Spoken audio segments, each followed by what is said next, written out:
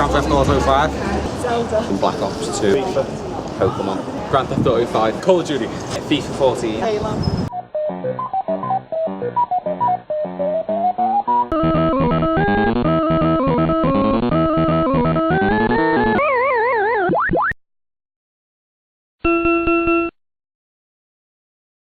Over the years, video games have changed a lot, from tic-tac-toe in the 1950s to Super Mario in the 1980s and Call of Duty in the last few years.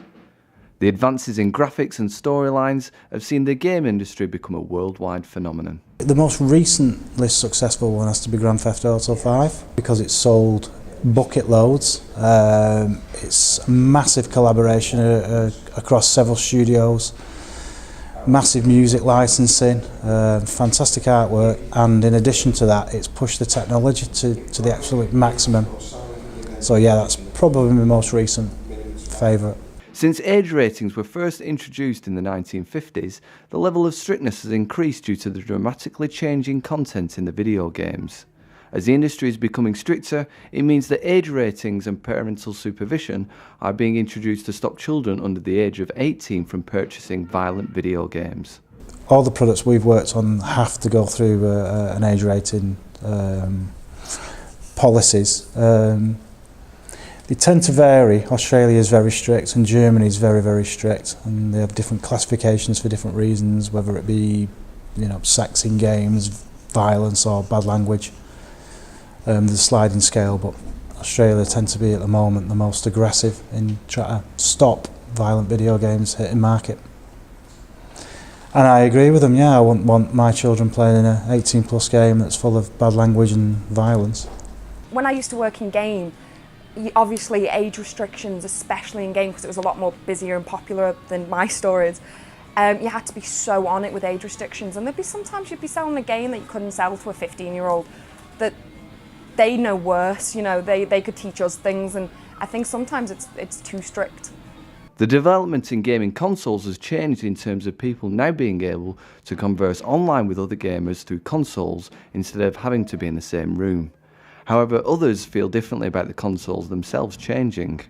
I feel at the moment that game consoles have kind of reached a dead end with the evolution that they can go on. The graphics can only get so much better, and the fact that the companies themselves try and stop second-hand games being played on them and the backwards compatibleness of it. I think they're kind of restricting you from enjoying games as much as you used to be able to, so I think that's quite bad of them.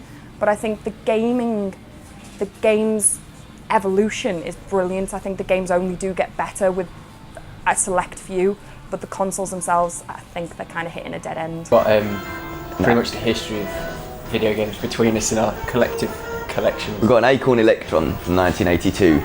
Commodore 64. Yes, 1983 I think that one. It's focusing a lot more on graphics than story now. You very rarely get a game with a really, really engaging storyline. For this next generation, the PlayStation 4 and Xbox One, I think that most of it will become digitally streamed and cloud-based, so the console itself will become secondary to the consumer. Most of it will be downloaded, and your televisions and iPads and tablet gaming's taking the fall. Over the last few years, more people have become addicted to video games without realising it, as it is seen by many as a social activity. I think it's down to the parents to make sure that if the children are playing too much, and they need to taper it. I mean, you'll always get people who have got compulsive personalities, so some people won't put a book down, and some people will continue to keep watching Coronation Street or their favourite programme or Breaking Bad or whatever is trending at the time. I think just growing up and never being really off a console, it's a passion that we both share, and it's playing video games and stuff. It's part of life. But there's nowhere in Liverpool to go and hang out and play computer games and stuff, so we thought we'd be the throw our first. hat in and try and Liverpool's first comic book and gaming cafe. Going well, isn't it, so far as well? It's good luck. With the introduction of the fourth generation consoles, more and more games are having to be produced to keep up with the demand. Killzone, Shadowfall, that'll be coming out on the PlayStation 4, so that should be a big success. We've worked with a company called Reflections on the Driver franchise, Stuntman, Unreal, so quite a lot of them have been very successful, yeah.